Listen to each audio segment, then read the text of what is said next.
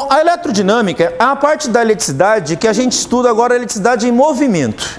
Movimento significa, temos cargas elétricas agora se movimentando de forma controlada. Forma controlada significa o quê? Que a gente orienta agora para onde as cargas elétricas vão se movimentar. Uma carga elétrica ela pode se movimentar quando você cria um campo elétrico em torno dela. E essa carga elétrica, ao estar sujeita a esse campo elétrico, sofre a ação de uma força. A força desloca essa carga de um lugar para outro. Esse deslocamento realiza trabalho. No entanto, se eu fizer isso dentro de um condutor metálico, eu consigo controlar não só o movimento de uma única carga, mas o movimento de um conjunto de cargas elétricas.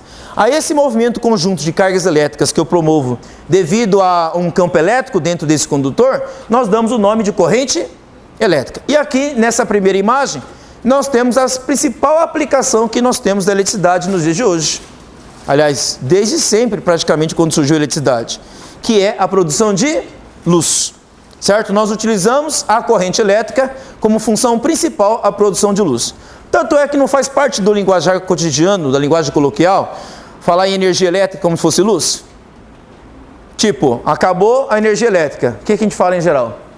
Acabou a luz. Aliás, a palavra luz quase vira sinônimo de energia elétrica, né? Tá ok? Exatamente, porque a principal função que nós utilizamos da energia elétrica é para a iluminação, tá? Tanto é que essa semana passada foi anunciado os ganhadores do Prêmio Nobel. E o ganhador do Prêmio Nobel de Física, certo? Foi exatamente por ter inventado um tipo de lâmpada chamado LED azul. O LED azul possibilitou a invenção dessa lâmpada aqui, ó. Tá vendo aqui na sala de aula? Essa lâmpada aqui é de LED, certo? O LED azul, a gente fala azul, mas porque na verdade a cor principal produzida é o azul, certo? Mas na verdade ele produz muito mais cores além do azul, dando a impressão de uma cor branca. Ele possibilitou a invenção do LED branco, que hoje é utilizado em iluminação ambiente. Qual a grande vantagem? A grande vantagem é que essa forma de iluminação consome pouca energia elétrica, tem alta eficiência e pouco gasto de energia elétrica. Uma lâmpada de LED como essa daqui, que numa lâmpada fluorescente tem mais ou menos aí 80 watts, uma lâmpada de LED dessa aqui tem mais ou menos uma potência de 20 watts. Ou seja, ela chega a ser quase 4 vezes mais econômica do que uma lâmpada fluorescente comum. Tá? Então, como os caras inventaram essa lâmpada com alta eficiência energética, e isso possibilitou uma racionalização do consumo de energia elétrica, eles ganharam o Prêmio Nobel de Física nesse ano. Tá? Bom, a corrente elétrica, ela surge quando? Vamos pegar uma situação mais simples. Eu tenho aqui, nessa ilustração, um condutor metálico. Os condutores metálicos, eles são caracterizados por ter o que nós chamamos dentro deles de elétrons livres. O que são esses elétrons livres? O elétron livre é aquele elétron que faz parte da camada de valência do átomo metálico. Se você perceber dos elementos químicos, os átomos metálicos, em geral, eles têm 1, 2 ou 3 elétrons na camada de valência. O que é a camada de valência mesmo? É a última camada do átomo, certo? Como os metais têm 1, 2 ou 3 elétrons, em geral, na camada de valência, eles têm poucos elétrons nessa camada. Para, em geral, estar estável e ficar completamente estável esse elétron, preenchida essa camada, em geral tem que completar 8 elétrons na camada de valência, com exceção do hélio que tem que ter 2. Mas no caso geral, você consegue completar até 8 elétrons na camada de valência, chamada regra do octeto. Se um átomo tem 1, 2 ou 3, então ele tem poucos elétrons. E esses átomos, eles têm mais facilidade de perder elétrons do que ganhar. Então, como os átomos metálicos, eles têm enorme facilidade de perder elétrons, esses elétrons são fracamente ligados ao seu núcleo. Portanto, eles podem migrar de um átomo para outro com muita facilidade. Tanta facilidade que esses elétrons são chamados de elétrons livres. Então vamos considerar, por exemplo, um desses elétrons. Eu não desenhei os outros ali para não poluir a imagem, certo? Mas imagine que eu tenho um elétron livre ali, num dos átomos que pode saltar para qualquer lugar. E aí o que eu faço? De um lado eu coloco um corpo eletrizado positivamente ali, representado pelo corpo A, e do outro lado eu coloco um corpo eletrizado negativamente. Qual o resultado? Nós temos aqui o surgimento de um campo elétrico, que vai de onde para onde? Do positivo para o negativo. Esse campo elétrico indica entre o lado A e o lado B aqui uma diferença de potencial. Uma diferença entre o potencial positivo e o potencial negativo. O que aconteceu quando esse campo elétrico atuou sobre a carga? Voltamos à cena ali, ó. Na hora que eu fiz uma diferença de potencial nesse condutor metálico, o campo elétrico produziu uma força sobre a carga. E o que aconteceu com a carga? Ela entrou em movimento. Mas quando essa carga se movimentou aqui, devido à ação do campo elétrico, essa carga, ao estar sujeita ao campo elétrico e estar sujeita à ação de uma força, ela realizou trabalho durante esse processo. Ela sofreu um deslocamento, portanto, ela teve um gasto de energia para que isso acontecesse. No entanto, é apenas um elétron que se move ali dentro do condutor? Não, já que o condutor tem um monte de átomos metálicos ali dentro, certo? Como ele tem um monte de átomos, ele também tem um monte de elétrons. Esse monte de elétrons livres que estão ali, que podem se movimentar, todos eles passam a ser orientados na sua movimentação, nesse caso, da direita para a esquerda. A esse movimento conjunto de elétrons, nós damos o nome de corrente elétrica. Então, nessa animação de baixo aqui, eu mostro o que está acontecendo basicamente aqui, ó. Eu tenho desse lado uma placa positiva, do outro lado uma placa negativa, e entre as duas placas eu tenho um corpo, um condutor metálico aqui. Cada uma dessas partículas que estão vendo aqui, ó, andando em zigue-zague, são os elétrons. Esses corpos vermelhos aqui são corpos positivos, representando o núcleo dos átomos. E aí o que acontece? Os elétrons vão migrando, vão colidindo com as partículas no meio do caminho, mas praticamente todos eles estão se movimentando de onde para onde? Da direita para a esquerda. Esse movimento contínuo de elétrons que eu tenho aqui, nós damos o nome de quê? Corrente elétrica, ok? A essa movimentação, que eu dei o nome de corrente elétrica, ela é chamada de corrente elétrica real quando eu analiso microscopicamente quem se move. Quem se move aqui? São os elétrons se movimentando do lado negativo para o lado positivo. No entanto, nem sempre as coisas foram assim. Anteriormente à descoberta do elétron, já havia eletricidade. O elétron foi descoberto no finalzinho do século XIX por J.J. Thomson. E ele descobriu que o elétron é uma partícula subatômica que compõe o átomo com carga negativa. Só que antes de descobrir a existência do elétron, a eletricidade já existia. Mas como é que pode existir eletricidade antes da descoberta do elétron? Aí é que está a grande questão. A eletricidade ela surgiu numa época que nem se sabia da existência do elétron. Mas como era pensada a eletricidade? A eletricidade era pensada como um fluido. Uma coisa que escoa de um lugar para o outro. Chamava-se fluido elétrico, essa eletricidade. E essa eletricidade, ao fluir de um lado para o outro, os físicos imaginavam que era um fluido que escoava como a água. A água não escoa de um lugar mais alto para um lugar mais baixo? Então eles pensavam que o fluido elétrico também escoava daquele que era mais para aquele que era menos. Então o que era um corpo positivo? Um corpo com excesso de fluido elétrico. O que era um corpo negativo? Um corpo com falta de fluido elétrico. É como uma caixa d'água cheia e uma caixa d'água vazia. Se eu ligar uma caixa d'água a outra, a água vai de onde para onde? Da mais cheia para mais vazia. Daquela que está mais alta para aquela que está mais baixa. Então pensava-se que a eletricidade nessa época fluía do mais para o menos. No entanto, no final do século XIX, apesar da eletricidade já existir, ok? J.J. Thomson descobriu o elétron. E descobriu que eram os elétrons que se movimentavam dentro da estrutura metálica. E aí descobriu-se que a corrente elétrica, na verdade, é formada de partículas minúsculas negativas se movimentando dentro do condutor metálico. Mas essa descoberta só fez concluirmos que a corrente elétrica, na verdade, é no sentido contrário ao que era pensado. Mas e daí? E daí que na época foi descoberto que a corrente elétrica real ela é contrária ao que era pensado? Bom, o que era pensado continuou sendo pensado. É uma questão de convenção. Então a ideia de que a corrente elétrica vai do mais para o menos, até hoje ainda é utilizada. Numa analogia à corrente elétrica, à corrente d'água, que vai do mais para o menos, que vai do mais alto para o mais baixo. E essa corrente elétrica interpretada do mais para o menos, nós chamamos ela de corrente elétrica convencional. Ela tem o mesmo sentido do campo elétrico. Porém, ela só é utilizada quando eu analiso o circuito elétrico na corrente elétrica de forma macroscópica. Toda vez que eu olhar um circuito elétrico macroscopicamente, ou seja, sem me preocupar com o que acontece dentro do fio, eu penso na corrente elétrica convencional. No entanto, se eu for justificar microscopicamente o que está acontecendo dentro do fio, aí sobre qual corrente elétrica que eu tenho que falar? Se eu falar microscopicamente o que está acontecendo dentro do fio? Na corrente elétrica real. certo? Então, em fios metálicos, toda vez que eu for interpretar microscopicamente, eu falo da corrente elétrica real. Macroscopicamente, eu falo da corrente elétrica convencional. Por que até hoje a gente utiliza a corrente elétrica convencional? Por uma questão de tradição, uma questão de cultura. Como, na verdade, a eletricidade já existia antes da descoberta do elétron, aliás, quando eu falo eletricidade já existia, inclusive a lâmpada já existia. Thomas Edison já havia inventado a lâmpada muitos anos antes da descoberta do elétron. Vários aparelhos elétricos já existiam antes da descoberta do elétron. Por exemplo, inclusive motores elétricos. Já existiam motores elétricos, já existia lâmpada, já existia um protótipo de rádio. Ok? Inclusive o aparelho que permitiu JJ Thomson descobrir a existência do elétron é um protótipo de um aparelho que deu origem à televisão de hoje. Então a eletricidade já era uma ciência muito avançada na época que descobriu o elétron. E naquela época interpretava a eletricidade como sendo um fluido. Como todo mundo pensava dessa forma, continuou-se pensando. De maneira, pelo menos, convencionalmente aceita. Tá? Então nós temos duas correntes elétricas que nós trabalhamos dentro da física. A convencional, que é na abordagem macroscópica, e a real, dentro de um fio aqui, que é a microscópica.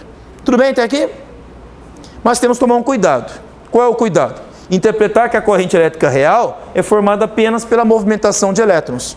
Isso é verdadeiro se eu pegar um condutor metálico, por exemplo. Mas se o condutor não for metálico, e se ele for, por exemplo, nem sólido, for um líquido ou um gás? Como assim um condutor líquido ou gás? Nós temos substâncias sim que podem conduzir eletricidade sendo líquido ou gás. Exemplo, soluções. As soluções podem ser tanto líquidas quanto gasosas. E quais são os tipos de soluções que existem? Quais são os tipos de soluções que existem? Soluções ácidas, básicas e salgadas. Você pode solubilizar um ácido, uma base ou um sal. Exemplo bem conhecido de solução salgada. Hein? Bem conhecido de solução salgada. Que sal que eu uso? NaCl. Exatamente, cloreto de sódio em água. Ok? Tá? Mas antes de eu chegar nessa história da solução, aqui eu tenho uma simulação que mostra um pouquinho o que acontece com os elétrons, tá? Uma simulação, tá, gente? Do que acontece. Aqui eu tenho uma prancha com vários pregos enfincados nessa prancha, representando os átomos fixos na estrutura do condutor, e aqui bolinhas são soltas. A altura que é colocada a rampa simula a diferença de potencial, ok? Ele vai soltar as bolinhas e as bolinhas vão descer essa rampa. Fica olhando ali no vídeo, ó. Era para rodar o vídeo. Isso. Olha lá, o que está acontecendo com as bolinhas? Elas estão descendo? Estão ou não estão? Nesse caso, quem faz o papel do campo aqui elétrico é o campo gravitacional. É a gravidade que faz o papel do campo elétrico. No entanto, as bolinhas estão se movimentando. Elas se movimentam devido à ação de um campo gravitacional. Na eletricidade, os elétrons se movem devido à ação de um campo elétrico. Os pregos que foram fincados ali na rampa fazem o papel dos átomos no meio do caminho. Então os elétrons vão se movimentando, mas vai trombando em tudo que existe no meio do caminho. Essas trombadas, elas facilitam ou dificultam a movimentação das partículas ali? Dificultam. Resultado, surge atrito. E se surge atrito, gera uma das consequências principais da corrente elétrica. Um efeito chamado efeito Joule, que é a produção de calor. A energia elétrica pode ser transformada em calor devido a essa dificuldade que os elétrons encontram ao atravessar um condutor, colidindo com os obstáculos no meio do caminho. Essas colisões geram um conceito chamado resistência elétrica. Resistência elétrica é a dificuldade que os elétrons encontram ao percorrer o interior do condutor, colidindo com tudo que há no meio do caminho. Essas colisões geram atrito, e o atrito gera o quê? Esfrega as mãos. O que o atrito gera? Calor. Chamamos isso de efeito Joule. E nós temos muitos aparelhos em nossas casas que fazem isso, né?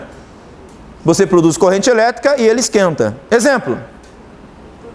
Que aparelho da sua casa você produz corrente elétrica e cuja intenção objetiva é de esquentar? Hein? Chuveiro elétrico, ferro de passar roupa, sanduicheiras, não é? Certo? Fornos elétricos, prancha de cabelo, certo? Secador de cabelo. Nós temos vários aparelhos elétricos residenciais cuja função deles é aquecer com a corrente elétrica. E é uma consequência direta do movimento dos elétrons e da resistência elétrica no condutor, tá? Mas no caso da solução que eu falei para vocês, eu vou exemplificar aqui ilustrando o que acontece numa solução. Aqui eu tenho uma solução iônica, que pode ser ou salgada, ou básica, ou ácida. Se eu pegar, por exemplo, uma solução de NaCl, eu vou jogar ali dentro o sal de cozinha, que é o NaCl, e ele vai solubilizar na água. O Na separa do Cl, fica Na mais, Cl menos. Então, cada bolinha positiva aqui é como se fosse o sódio, o Na mais. Cada bolinha negativa aqui representa o Cl menos. Então, estão todos aqui solubilizados na água. Pode ser uma solução de ácido também, tipo HCl, ácido clorídrico. Se eu colocar na água, o H separa do Cl, fica H mais, Cl menos. Posso pegar uma solução básica do tipo soda cáustica na água, NaOH, coloca na água, fica Na mais OH menos. Então, toda vez que eu colocar uma solução ácida, básica ou salgada dentro da água, essa solução vai ser uma solução iônica, formando íons positivos e negativos. E aí eu coloco aqui de um lado uma placa eletrizada positivamente, outra placa do outro lado eletrizado negativamente. Surge entre as duas placas um campo elétrico. O que o campo elétrico vai fazer sobre cada uma dessas cargas aqui? Vai produzir uma força. Mas uma força fazendo o que com essas cargas elétricas? Produzindo movimento através da solução. As cargas positivas vão para onde? Para onde vão essas cargas positivas aqui, representando o sódio? Vão para a placa negativa. E o cloro aqui, representado pelas cargas negativas, vão em direção aonde? Ao positivo. Então, o que vai acontecer? Nós teremos a movimentação de íons dentro da solução aqui, ó. Os íons vão começar a movimentar devido à diferença de potencial criada aqui em cima. E aí os íons começam a se movimentar, cada um numa direção e sentido diferente.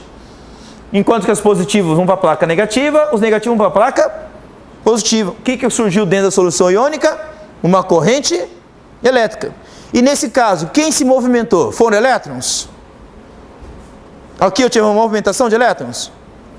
Não, aqui eu tive uma movimentação de quê?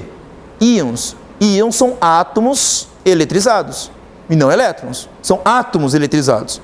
Átomos tanto positivos quanto negativos. Um deles perdeu elétrons, o outro deles ganhou elétron. Quem ganhou ficou negativo, quem perdeu ficou positivo. E aí eu tenho átomos se movimentando ali na forma de íons. E aí eu não posso dizer que nesse caso a corrente elétrica foi movimentação de quê?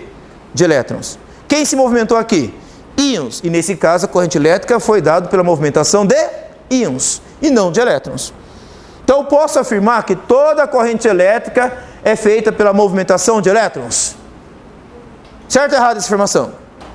Toda a corrente elétrica é formada pela movimentação de elétrons. Está errado, porque nesse caso não foram elétrons, nesse caso foram íons, tá? Então como é que seria a afirmação correta? Toda a corrente elétrica é formada pela movimentação de cargas elétricas ou de portadores de carga elétrica. Devido a quê? Há uma diferença de potencial entre um polo positivo e um polo negativo. Se for um fio metálico, é a movimentação de elétrons. Se for uma solução, é a movimentação de íons. Aqui nesse videozinho eu vou mostrar um exemplo disso. Aqui eu tenho água, onde aqui eu tenho um terminal de uma lâmpada, aqui o outro, certo? E também aqui, essa lâmpada vai estar ligada a essa solução de água aqui, que vai ser despejada dentro dela sal de cozinha. E repara o que acontece quando esse terminal for conectado a esse através da solução salgada. Ó. Fica ali no vídeo.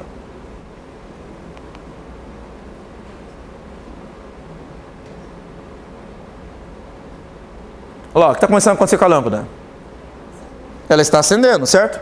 O cara vai agitar ali com bastão de vidro para solubilizar melhor o sal de cozinha. E aí o que aconteceu com a lâmpada agora? Acendeu, certo? Por que ela está acendendo ali? Porque a solução está fazendo passar o que por ela? Uma corrente elétrica, e não é movimentação de elétrons nesse caso necessariamente.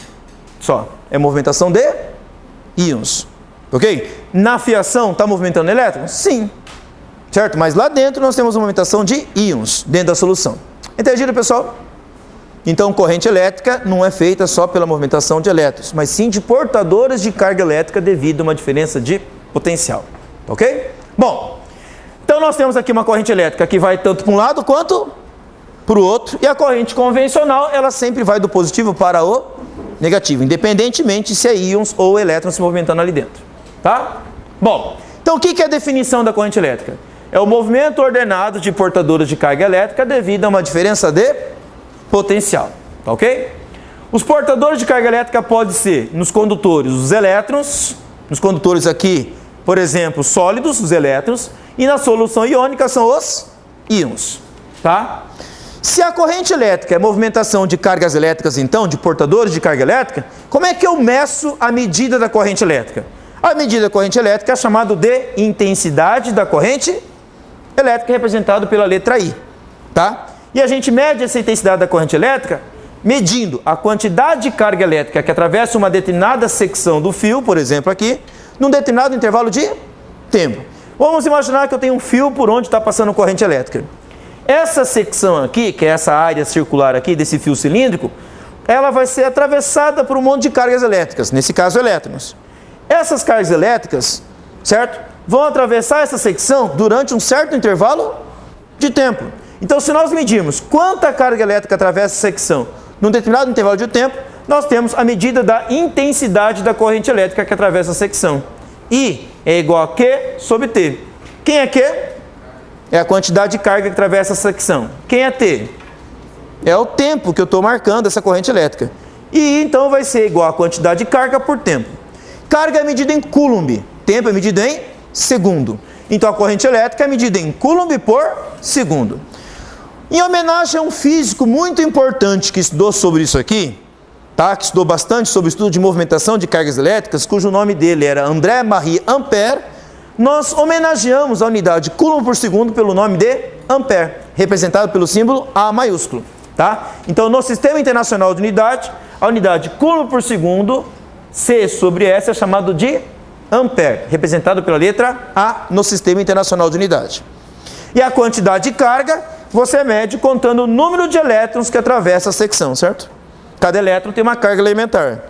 O número de elétrons vezes a carga elementar me dá a carga total, como a gente já viu lá atrás. Essa quantidade de carga por tempo me dá a medida da corrente elétrica. Essa equação, olhem como ela é muito parecida com a medida de corrente d'água. Na maior parte das residências, não tem um aparelho que as companhias de saneamento instalam na frente da casa? O pessoal chama aquilo de relógio d'água, né? Na verdade não é um relógio, porque não marca tempo, né? Mas ele é um medidor de consumo de água, não é? O que ele mede? A quantidade de metros cúbicos de água por mês. Então lá é a quantidade de metros cúbicos de água, volume. Quantidade de água por mês. O mês é o tempo. E você tem a corrente d'água atravessando o aparelho. Então reparem como é que essa equação, ela ainda interpreta a ideia de corrente elétrica como se fosse uma corrente de um fluido. Um fluido que atravessa a secção do fio em determinado intervalo de tempo. Nós chamamos isso agora de carga elétrica. Tá? E nós sabemos que a carga elétrica hoje é a movimentação dos elétrons no interior de um fio metálico. Por outro lado, a ideia ainda permanece. Quantidade de carga por tempo. Coulomb por segundo é chamado de ampere. O que significa 1 ampere de corrente elétrica, então? Significa que atravessa uma carga de 1 coulomb por segundo. 2 amperes, 2 coulombs por segundo. 3 amperes, 3 coulombs por segundo e assim por diante. Às vezes, a gente trabalha com correntes elétricas muito baixas, tá? Por exemplo, dentro do nosso corpo, o nosso sistema nervoso, ele também tem corrente elétrica, só que não são elétrons, tá? Nosso sistema nervoso, ele produz corrente elétrica através dos nervos.